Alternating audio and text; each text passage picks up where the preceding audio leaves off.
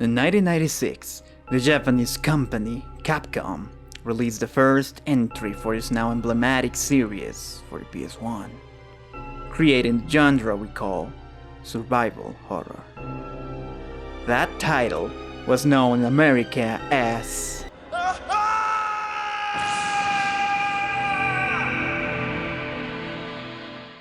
Resident Evil. Bizarre murder cases have recently occurred in Raccoon City. There are outlandish reports of families being attacked by a group of about 10 people. Victims were apparently eaten.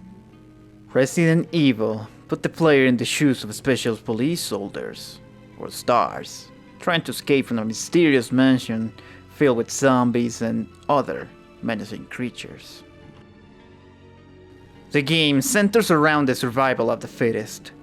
Players will have to find their own resources in the world, from healing herbs to different types of weapons and ammo to confront the zombie threat. All while taking into account the eerie atmosphere of the mansion that gives the impression that something is not quite right.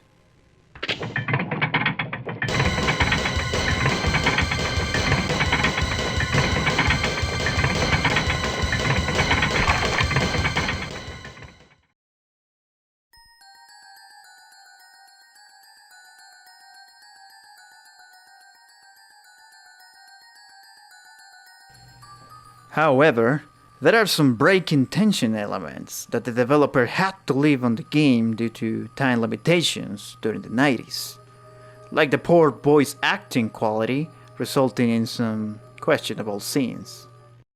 What is this? Wow, what a mansion! Captain Wesker, where's Chris? Even so, most of what made the game a classic is still remembered as key points for the success of the franchise, like how the fixed camera helped hide those little details and surprises for the player. But little did we knew that Capcom had bigger plans in store, as in 6 years later, Resident Evil will get remade for the Nintendo GameCube, with better graphics, voice quality, and much more.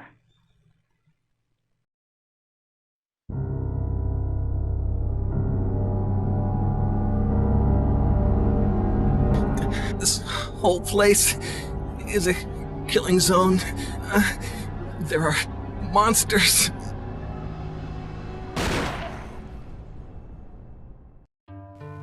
This remake, as called by many, still holds the same structure and level design as the original, but there are lots of differences that make this classic gem the best Resident Evil experience.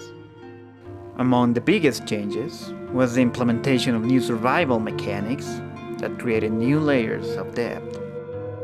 In the original game, if the player was bitten by a zombie, they would lose control and be unable to do anything, and after 3 to 4 bites, game over.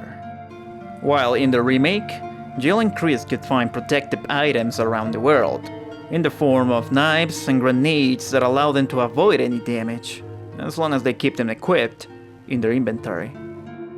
Players will have to locate these items in a similar fashion to ammo and health. But the Star officers weren't the only ones with new skills to kill, since this time, the Rising Dead actually makes justice of their name, in an unexpected turn. Back in 96, each time the player kills a zombie, it usually stays dead for good.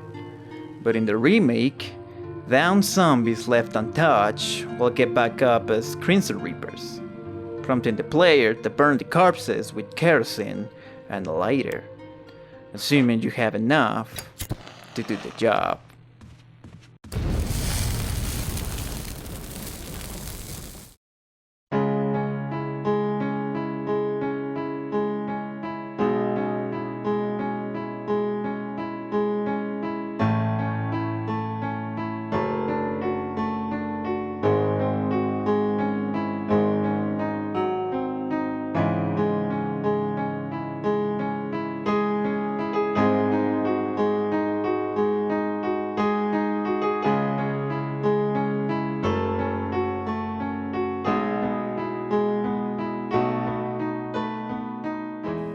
Other changes include new sections of the mansion to traverse, and with that, new enemies.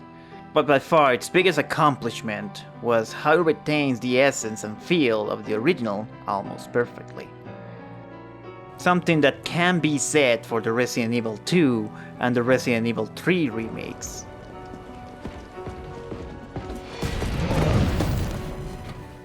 For that, the 2001 remake of Resident Evil is considered one of the best of the franchise, as well as one of the best survival horror games ever released.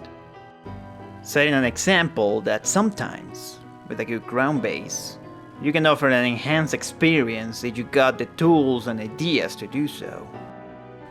But let us remember that when it comes to a horror game, the element of surprise is essential, as players who learn the patterns of the game after several retries tend to get frustrated, rather than scared. For that reason alone, the game needed to make these changes and keep the horror factor of not knowing what could happen next.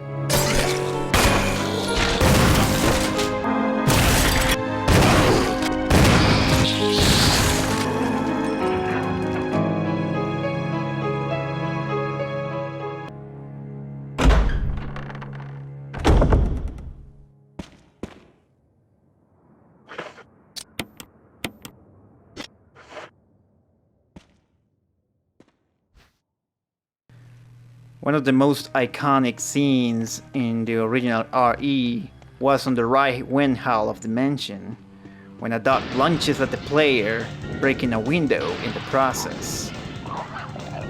While in the remake, who knows?